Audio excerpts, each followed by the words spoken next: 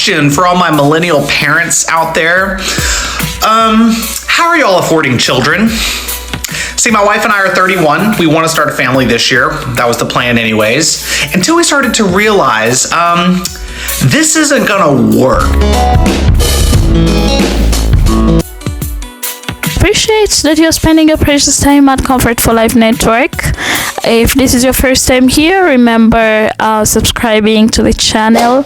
Kindly like the video, kindly leave your thought. I love interacting. Are you a millennial? Are you a millennial? Are you raising kids as a millennial? Are you a parent? Are you looking forward for marriage? Have you already given up even before starting the journey? What are your fears? What are the things that millennials are going through?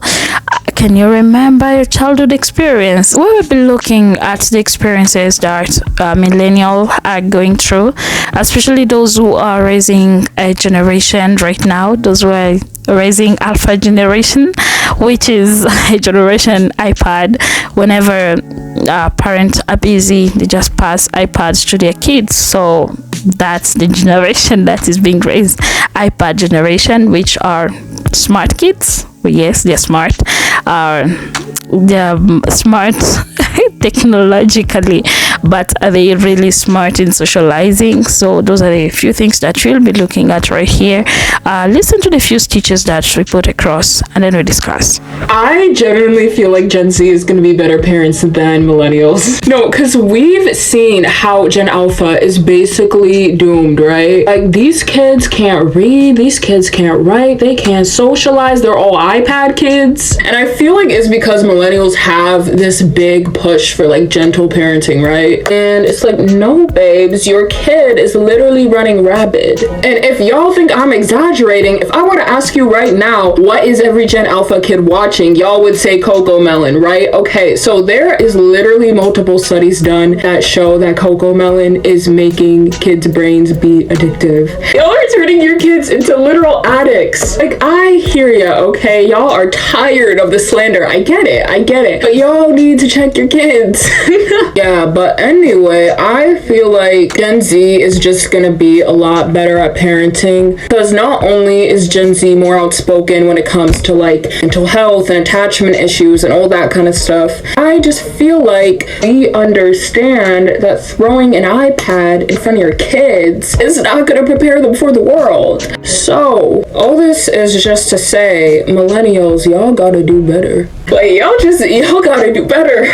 Question for all my millennial parents out there. How are y'all affording children? See, my wife and I are 31. We want to start a family this year. That was the plan anyways. Until we started to realize, this isn't gonna work. See, a lot of our friends that are parents, they either have family nearby that can help out, that are helping out with their kids, or at least one of them's making over like $100,000 a year, just one of them. We're not in either of those situations, so we started trying to do some math, and I know they say, don't wait to have children until you can afford it. I get it, but there's some wisdom to be had, right, about when you should have kids and what to expect financially, right? So we said, okay, let's look at what daycare costs are. Daycare costs on the lower end are about $300 a week. $300 a week. That's insane, but apparently that's pretty normal nowadays. So we're like, okay, well, let's put back money as if we already have children. Let's assume we're already paying daycare. Let's also assume we have a car payment, because both of our cars are pretty old and one of them's about to give out any day now, so we'll probably need a new car soon. So we started doing that for a couple paychecks, and y'all, our mortgage isn't crazy. We actually got in at a really good time, so we have a great low rate on our house. So mortgage comes out. And then we put back the money, in savings for the hypothetical daycare expense and then the hypothetical car payment. Y'all, we had $600 left to last us for 2 more weeks. That's before groceries. That's before all your baby supplies that you would need for a kid. That's before all of our other bills, electric, water, gas, all that stuff, before all of that. And that was a time when we haven't been spending frivolously on ourselves, treating ourselves. We haven't been doing any of that. That was just after mortgage and the car payment and the daycare cost. $600 left to last us for 2 weeks. Could y'all just tell me how you're making this work? How are y'all doing this? What is your secret? If you have family in the area that's helping you, or if you make over 100 grand a year, just one of you, I already know how you're making it work. You got a pretty good situation. That is some great privilege that you have there. That's amazing. Not all of us have that. But the rest of y'all, what are you doing? Let me know. Thanks. A lot of people have been saying that Generation Alpha is going to be the next boomers because millennials don't know how to raise kids. But I want to make a point that I don't think that this is the fault of millennials. I was very triggered by this video as a millennial raising a Gen Alpha 6-year-old right now. But then I kept watching and I was like, okay. And even though people have been saying that Gen Alpha are going to be the next boomers because millennials cannot raise kids, first of all, where did y'all get that idea? They go on to explain that boomers are actually the prophets of their generation because they represent like a turn in time where there's a different awareness and then things happen to change. Like our boomer parents grew up in the 70s where everybody was a hippie and technology was changing. I think this is very, very true for Gen Alpha. I also don't think it's true that millennials can't raise kids. That isn't everybody's story. And I also think it's very important to note that we all have an opportunity here. Like, yes, our kids may grow up to be boomers, and there are boomers or people in that generation that suck, quite plainly, and who are very close-minded. But then there are people, like they brought up in the video, like Steve Jobs, who is a boomer, but like created immense change for every generation moving forward. So as parents, if you're a millennial parent watching this, please know that you have an opportunity to do things differently. And this is definitely the way that I raise my child. She is Gen Alpha, and yes, she may be part of a generation that's the next boomers, but the fact that she knows what she knows at 6 years old, and I do not hold back from sharing information and answering questions honestly, makes all of the difference in her upbringing and who she's gonna grow up to be as an adult. As a millennial parent, I think all millennial parents have a really important responsibility to take in all that's happening in the world right now, to really sit with the awareness that we're all gaining as a collective society and individuals, and really carefully integrate it in the way that we raise our kids. Young Gen Z teachers are talking about the poor behavior of Gen Alpha students, and some of y'all are finally starting to believe us when it comes to how much we've missed the mark on raising these kids right. Because I have gray in my hair and I'm 36 years old, people tend to tune me out as soon as I open my mouth when I start talking about these issues we're seeing in the classroom with our kids these days. I'm going through all type of shit. I'm tired of being goddamn. So before I go on, why don't we review some of the evidence from some of the other creators on this app who might be a little bit more of a relatable age. This is my folder of crying teachers, and they are confused and frightened by the behavior of Gen Alpha. They're saying Gen Alpha is defiant, aggressive, disrespectful, and rude. Having to teach and work with you guys as children has been the most traumatic experience of my life. They don't respect any authority. You ask them, can you stand in your designated spot? They're telling you no and shut up. They're throwing things at each other. They're throwing things at other people, other classmates. You say, can everybody sit in their spot? I don't want to. I'm not doing that. You don't get to tell me what to do. You're not my mom. Like, I'm not even trying to be funny, but these kids are... I'm gonna just say this. I teach 7th grade. They are still performing on the 4th grade level. I'm a middle school teacher. I'm also 22 years old.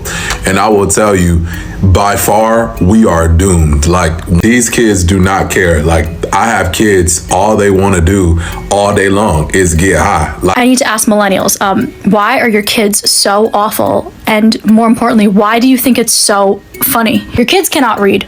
They cannot write. They are ill-mannered. I've been trying to sound the alarm about Gen Alpha students and their poor behavior in their classrooms, as well as their literacy problems, since May of last year. But because of my age and how I look, every time I make a video about these topics, I'll get people that have never worked with kids or have never spent a day in the classroom as an educator give me lines like, well, you're just old and jaded. If you don't like it and you can't handle it, quit and find another job. Kids have always been like this. Nothing's new in 2023. And then we've got the droves of people that are trying to blame it on COVID and trying to blame blame it on the lockdown, us not having any sympathy or empathy for students with special needs, even though I never talk about those types of students. And I'm always talking about general population students and the fact that this is an overarching problem with every single kid, even the high achievers, even the ones that don't need IEPs, even the ones that are highly socialized and have a lot of resources coming from home. Teachers that have been in this for 1, 2, 3 years are seeing it and they are talking about it.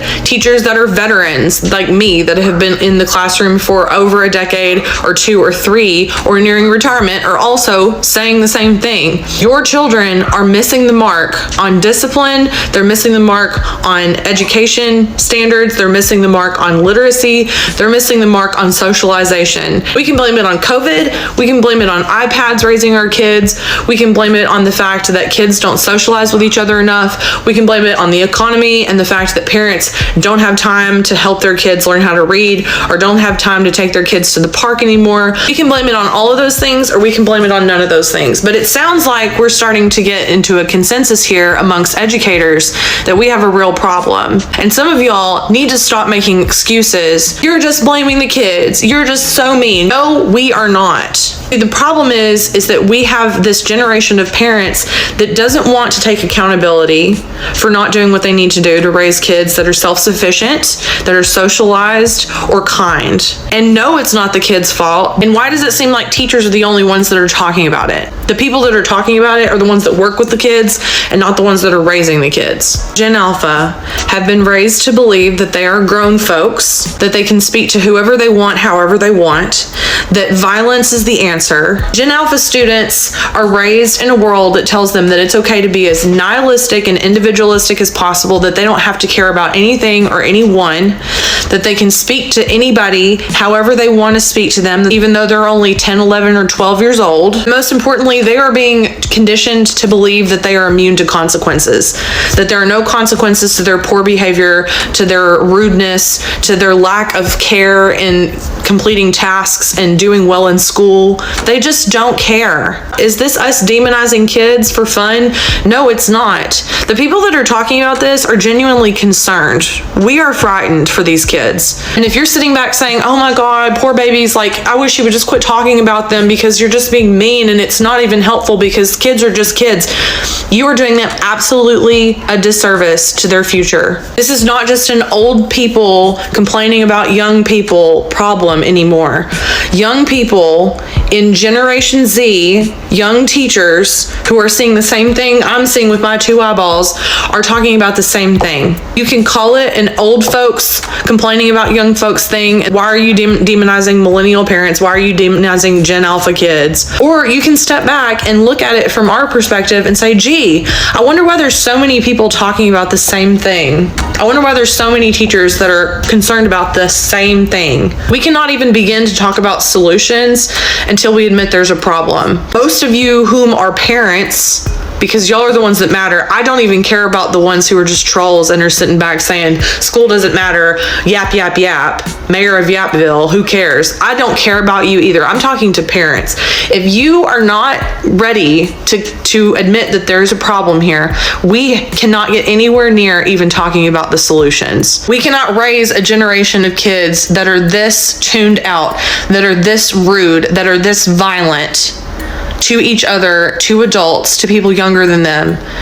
We just can't do it. My millennial friends, listen up. Apparently Gen Zs are making fun of us. First of all, as a millennial, I truly do not care what Gen Zers think about me. But seeing this conversation all over my For You page has raised a point that I've been saying for years. The age range for millennials is just too damn big.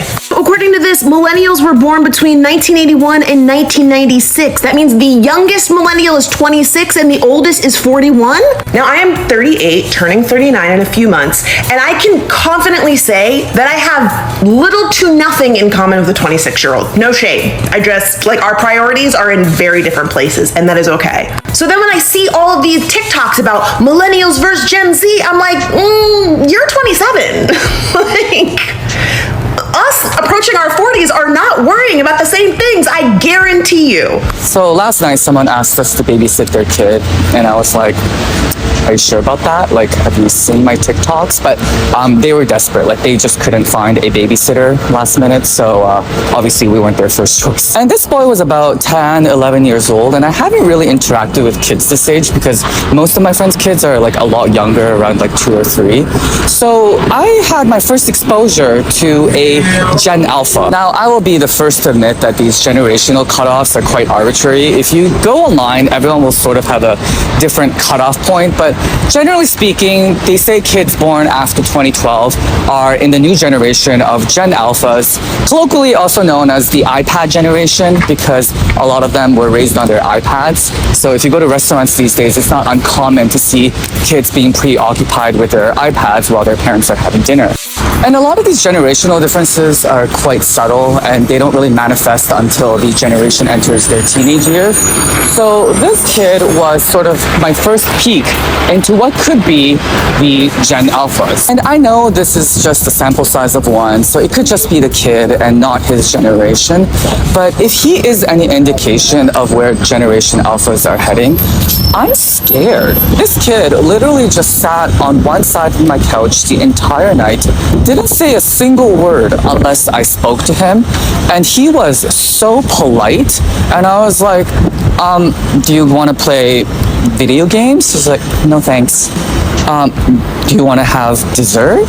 No thank you. I'm like, what kind of a 10-year-old doesn't want dessert? This child only looked like a child. He was basically a full-grown adult in the body of a child. He was so composed and so mature. I was like, where is the kid? And so teenagers generally do what the opposite of the adults are doing. So wherever the adults go, the teenagers will go the opposite direction.